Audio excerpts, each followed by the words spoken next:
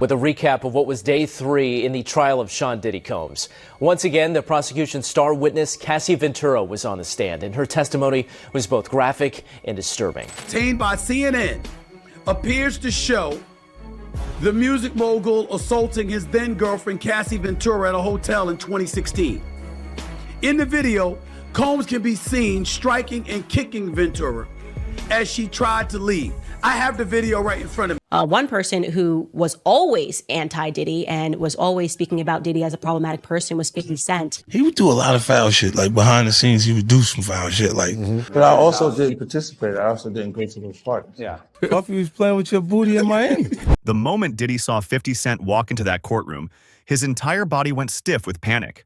His eyes bulged, his jaw locked, and his hands trembled beneath the defense table. Gone was the smooth, untouchable mogul everyone thought they knew.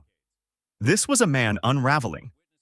By day 3 of the trial, Diddy was a shadow of his usual self. Witnesses whispered that he was no longer calm or collected. He was falling apart. And when 50 Cent publicly backed Cassie, everything shifted in an instant. Now, Fifth, when you continuously call Puff gay, does that affect your relationships in Hollywood? I don't call him gay. I said, Let me read it, Fifth. Oh my God. Sorry I can no longer help you guys. Soon you will all be gay and happy. You are all now left under leadership of Puffy Daddy. Report to the nearest rainbow. Dinner Thieves in theaters January 19th. That's why he says things. He doesn't even know what he's saying is like fruity. You know what I'm saying? Like, he says something fabulous and he goes, but me and you, we ain't party. Like, we need to party. What is he talking about? Instant has gone off. When people say that to me, I get a little uncomfortable. I get uncomfortable. Like, he said something to me one time, a long time ago, at Chris Lighty's wedding. He told me he'd take me shopping. I looked at him like, what'd you just say? Let me move, man, before I do something. You're gonna make me mess up the wedding. Oh, that's a nice gesture. Let me get out of dude, take me. That's what a guy says to a girl. Did he do it, right? Yeah. I know you've been heavy on social media talking about it. He did it. And I'm the only one who's been vocal about this long before it actually. But I also didn't participate. I also didn't go to those parties. Yeah. So a lot of the celebrity culture that you don't hear saying anything is because they participated. Was there a reason you never went to those parties back in the day? I'm just not with all that flicky shit. Like all of the stuff that he's doing, I'm not into that type of stuff. I'm just a little more, maybe you could say basic or normal. The courtroom fell into complete shock. People turned to look at Diddy, and what they saw was fear, raw and unfiltered. He couldn't even hide it anymore. The mask had slipped. Once known for controlling every room he walked into, Diddy now sat frozen in place. His empire, built on image, mystery, and control, was crumbling, and there was nothing he could do to stop it. Sorry I can no longer help you guys. Soon, you will all be gay and happy, read a sarcastic post from 50 Cent. It lit up social media like wildfire and sent shockwaves through Hollywood. 50 had always been bold, but this was personal. He was calling out Diddy in the middle of the biggest trial of the music mogul's life. And the timing couldn't have been worse for Diddy. When people say that stuff to me, I get uncomfortable, 50 once said about Diddy's bizarre party talk. He said he wanted to take me shopping. That's something a man says to a woman, he revealed, with raised eyebrows and a hint of disgust. Diddy had always insisted on his innocence, but cracks in his story were forming fast. The courtroom saw a side of him the world had never witnessed before. A side that couldn't be rehearsed or hidden. Back in the day, he was the king of PR. He handled scandals with ease. Whether it was a failed restaurant or a shady business deal, he always showed up smiling, polished, and seemingly untouchable. But now he looked like a man who was cornered, scared, and slipping. His body language screamed stress. The press conference before the trial was the first clue. White knuckles gripping the podium as reporters fired questions. A former assistant revealed that Diddy used to practice facial expressions in the mirror for hours. Every smile, every response, it was all calculated. But none of that could save him from what was coming. When court reporter Marcus Jenkins described what he saw, it stunned everyone. Diddy's legs shook so violently that the entire defense table rattled. It was chaos behind the calm. Diddy even interrupted his own attorney 3 times in a row. Each time louder, each time more agitated. The judge had to step in and warn him. Then came the moment that broke the silence. Diddy suddenly shouted mid-testimony, forcing Judge Harmon to issue a strict warning. "One more outburst and you'll be held in contempt," she barked. Observers said Diddy's face twisted with rage. This wasn't the superstar who handled interviews in tailored suits. This was a man on the verge of a breakdown. And then, boom, the courtroom doors swung open, and in walked 50 Cent. The room froze. The air turned electric. No one had expected this moment, least of all Diddy. 50 took his seat with purpose. No words, just presence. And it was enough to send chills through the entire gallery. Even Diddy's attorney looked rattled. That wasn't all. 50 had a bombshell of his own. And it turns out that it's just been announced that he's created a docu-series on Netflix. I can't wait to see this. The other end of that, every person who has tried to speak out about this, who has tried to speak out about the industry, the type of people that are controlling the industry, the attacks that people face from the media if they try to speak out, is always the same. They're called crazy. And an example of one such individual who went through those sorts of attacks is the actor Orlando Brown. He was on Disney, and I remember everyone telling us that he was totally insane and deranged when he was saying a lot of things that at the time sounded crazy, particularly about Diddy. Take a listen. The requirement is you gotta say no to Diddy. If it's new booty in the building, you know he's gonna get it. Don't take your girlfriend to a Diddy party. You can take the but he wants you. Diddy, to me, is the fall guy. We are still seeing a major effort to protect the big names, just like with Jeffrey Epstein. Tell him the story. Tell him the story. So we talking about rumors, right? Yeah. And we, when you Google his name, there's a rumor that pops up that he was Diddy's boy toy. Oh shit! Right? Wait, so this is so Charlemagne says it's not true. But I told after he brought up the stuff with you, I said, you know what 50 gonna say when he meets you? Oh no, I don't know that was going on. You know, I can't wait to run into him again. See, what you gonna say to him? Puffy was playing with your booty in Miami. You know what 50 gonna say to you when he sees you? What? I heard Diddy touch your butt. Yeah. Wait till I see him. Wait till I see him. I'm like, yo. Yeah. What's happening with Puffy? I know you're not really tapped in, but what the last thing I saw was like a guy there. He was like, yo, he like pushed me into the truck. It really hurt. And he sounded me. Like he sounded me. I was like, yo, look. I could find other things to do for money.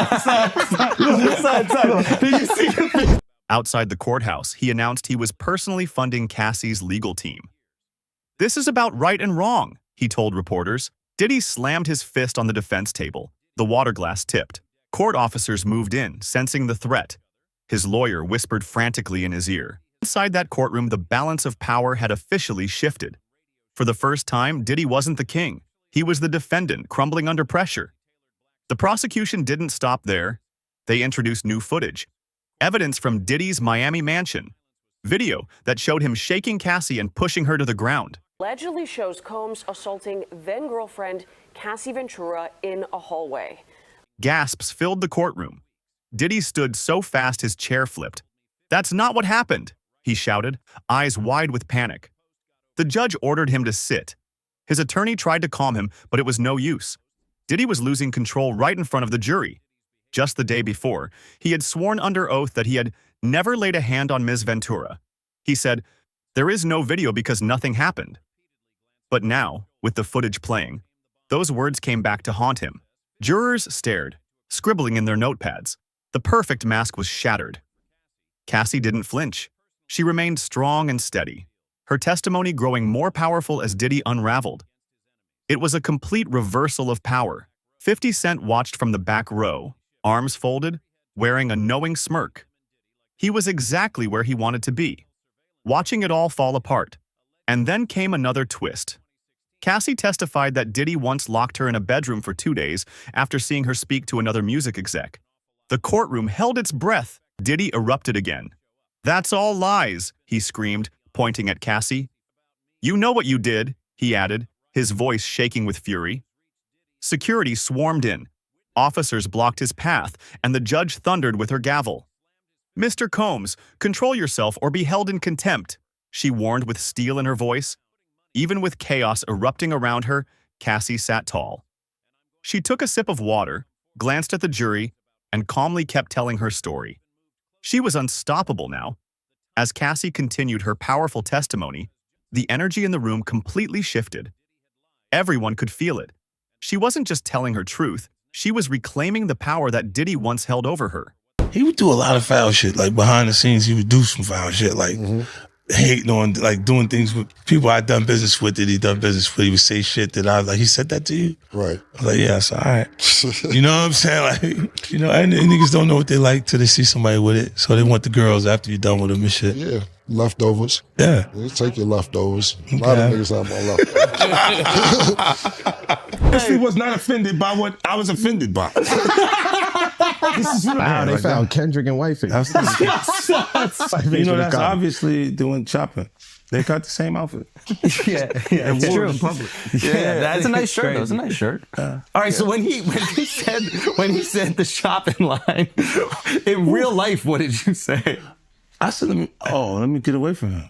Because it was like, he was like, yo, you hot now. Now we got to hang out now. Like, you know, like hang out. Yeah. He said, I don't know, maybe I'll take you shopping and I get you some flash and you could give me the hood shit. And I was looking and I was like, let me just move away from him because I'm going to mess up the wedding. I always say to myself, like, it was someone's wedding? It was Chris Lighty's wedding. It was in Miami. Nori's there. Nori knows this because I looked at him like, yo.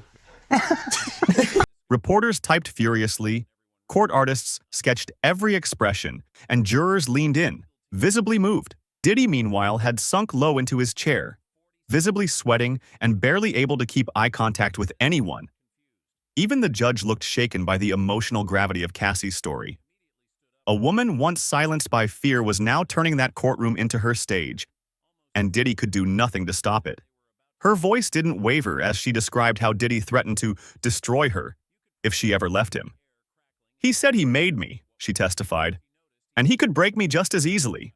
The courtroom fell silent, stunned by the weight of those words. Diddy shook his head rapidly, muttering under his breath. His attorney put a hand on his shoulder to try to keep him calm, but his body betrayed him. His fingers were twitching, his breathing heavy, his leg bouncing violently. All eyes turned to 50 Cent again, sitting coolly at the back of the courtroom. He didn't flinch. He didn't blink. He simply watched, the slightest grin tugging at his lips as if to say, everything is going according to plan. Cassie's attorney requested that 3 new witnesses be added to the trial, witnesses who had previously been too scared to come forward. But after seeing Diddy's explosive meltdown, they no longer feared him.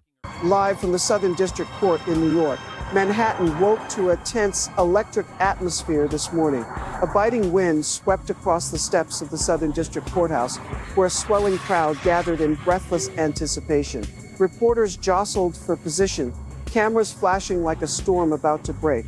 Women's rights activists held aloft bold red banners proclaiming justice for Cassie. Meanwhile, a small but vocal group of Diddy supporters chanted, "They're slandering our king." One banner, caught by a gust of wind, fell to the ground, revealing a handwritten message, "The truth will prevail." This was no longer one woman's word against his. Judge Harmon agreed to allow the witnesses pending cross-examination, and the defense team looked like they'd seen a ghost. Their airtight image of Diddy as a calm businessman had evaporated into courtroom dust. Diddy's legal team immediately requested a mistrial.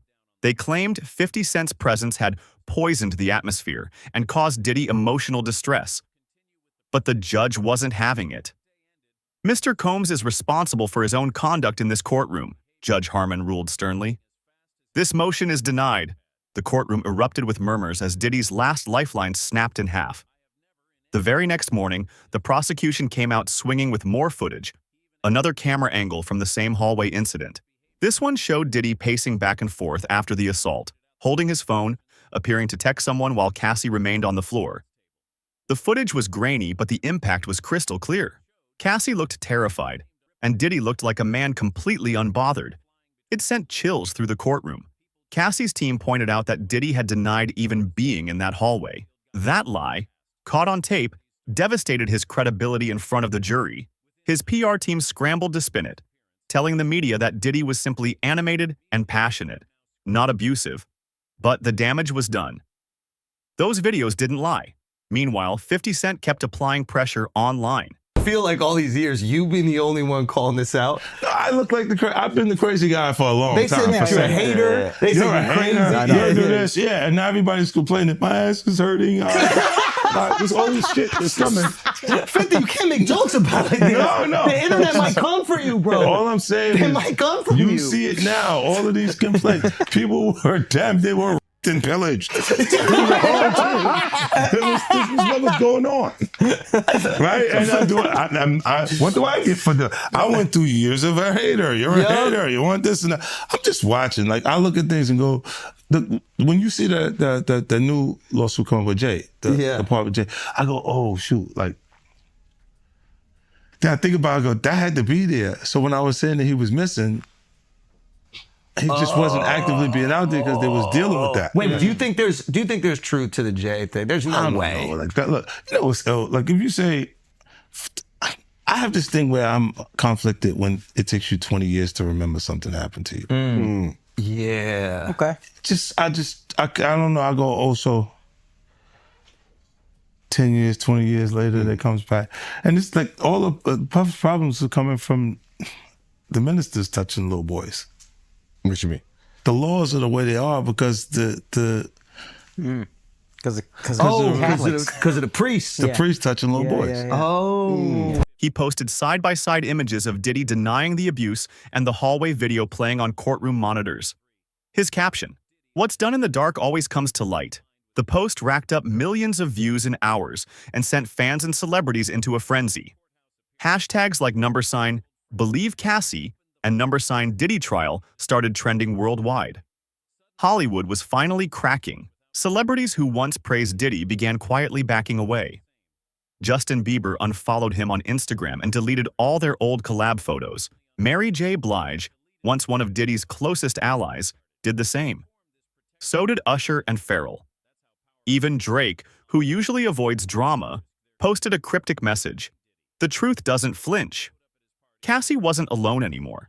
Women across the industry began messaging her legal team offering support, and some even volunteered to testify if needed. One assistant who worked for Diddy in 2015 told reporters off the record, "We all knew. We just didn't know if anyone would ever say it out loud." Now, the silence was officially broken. She's doing well. She got a restful night.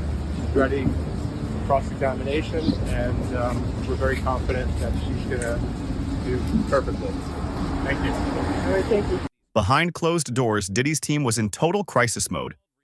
Their original strategy, to paint him as calm, respected, and misunderstood, had been completely shredded by his own actions. They tried shifting the narrative again, now claiming that Diddy had emotional regulation issues, but was working through them with therapy. But the courtroom wasn't buying it. Cassie's calm, powerful demeanor stood in stark contrast to Diddy's erratic behavior. The more she spoke, the stronger she became. The more he acted out, the more he lost the jury. Security remained close to Diddy throughout the trial, not just for Cassie's protection, but because they genuinely feared another explosion. Courtroom insiders said one juror actually shifted her seat further away from the defense table during one particularly tense moment. The energy around Diddy had become dangerous. And then came another devastating blow, the announcement of a new Netflix docuseries titled Music Industry Secrets, produced by none other than 50 Cent himself. Sources claimed the first episode would focus entirely on Diddy. "He can't escape this anymore," one courtroom observer whispered.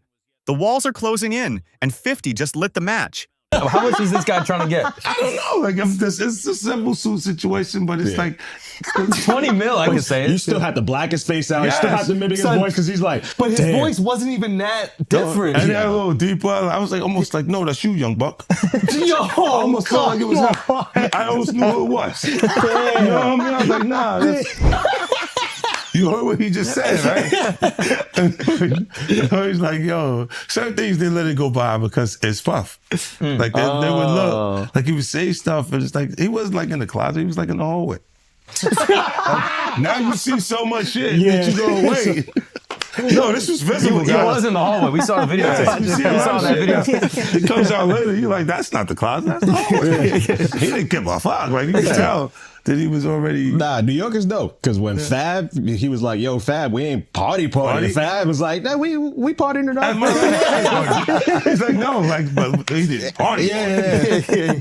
And I'm like, yo, they let that one go. Like, I had to say something about it later because I was like, oh, it was first. Cassie, now fully in control, looked stronger each day she returned to court. She held her head high, gave firm, clear answers, and didn't so much as blink when the defense tried to rattle her. The jury couldn't take their eyes off her. She had gone from victim to warrior, and the court could feel it. Meanwhile, Diddy's reputation was crumbling faster than anyone imagined. He had built his empire on fear, image, and control. But now, those same pillars were turning into rubble. And 50 Cent? He wasn't done yet, not by a long shot. As week 2 of the trial began, the courtroom buzzed with tension, reporters barely able to keep up with the flood of new developments. Cameras were stationed outside 24/7, waiting for the next twist in a case that had become bigger than any scandal the industry had ever seen. Diddy arrived late that morning, flanked by lawyers and guards, but he looked smaller, deflated, his usual swagger gone. He kept his head low, barely acknowledging anyone in the room. Across the aisle, Cassie entered with quiet grace and unshakable calm. Her eyes scanned the courtroom once, landing on 50 Cent, who gave her the slightest nod of support, a silent message that she wasn't alone. The first witness of the day was a former personal assistant who had remained anonymous until now. She stepped up and stunned the room with her testimony, saying, "Mr. Combs screamed at staff, broke things, and used fear as a weapon." Her voice trembled, but her message was clear. She described an instance where she witnessed Diddy physically threaten Cassie behind closed doors. He said if she ever left him, he'd make sure no one in music would touch her again. Gasps echoed across the room. Diddy's face turned red. He whispered urgently to his lawyer, who shook his head slowly, knowing there was no saving this moment. The defense didn't even cross-examine the witness. Then came a former bodyguard who told the jury, "I was paid to protect him, but I couldn't protect the people around him." His tone was solemn, filled with regret. He confirmed that multiple altercations had taken place behind the scenes, far from the red carpets and flashing lights. He said, "Cassie isn't the only one. She's just the first brave enough to go public." The third witness, a music video director, said Diddy once threatened to bury her career over a creative disagreement. "He thought fear was power," she said. "Now he's learning what real power looks like. Truth." The judge allowed the prosecution to call Cassie one final time for redirect questioning, and the entire room fell silent as she took the stand. She looked directly at the jury and said, "I didn't come here to destroy a man. I came here to stop a cycle."